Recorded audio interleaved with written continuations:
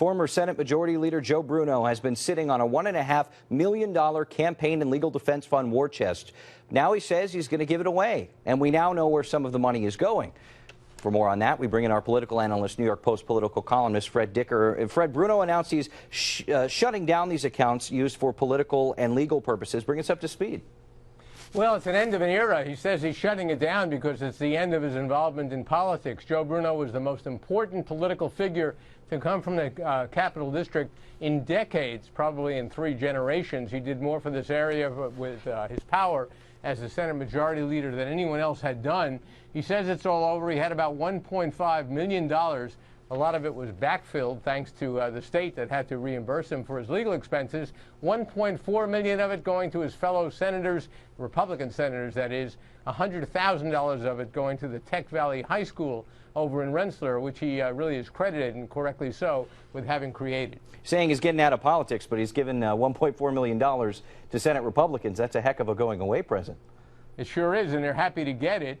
I mean, keep in mind that this money was legitimately raised at the time he raised it, when he was still an incumbent senator. Then he used a great deal of it for his legal defense. And under state law, if you're acquitted, if you're a public official acquitted of charges related to your public office, you're entitled to reimbursement. He says he spent well over $2 million on his legal defense, and he got just under $2 million back from the state. So, you know, this story's been out there for a few hours now, and I've seen a couple of viewer emails, one of them asking, wait, didn't we pay for some of the defense fund, the taxpayer money going back into that? There's a little bit of a concern with this going to where Bruno chooses.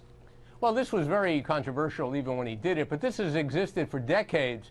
About, 25 years ago, the Senate Democratic leader was indicted on very serious charges. He beat the rap, and he was reimbursed. And the Senate Democrats back then weren't complaining about it. They're complaining about it today because it's money going to the Republicans. But there's a history behind this law. Part of the reason that it's in place is to prevent prosecutors from just trying to make a name for themselves, which they can do, by prosecuting and persecuting public officials. So the rationale is there. He had to spend the money. He was allowed to use his campaign account.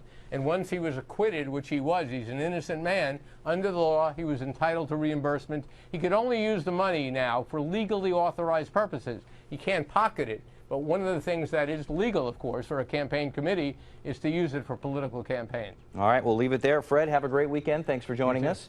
Reminder, you can hear Fred's radio program live from the state capitol every weekday morning from 10 to 11 on Talk 1300 AM.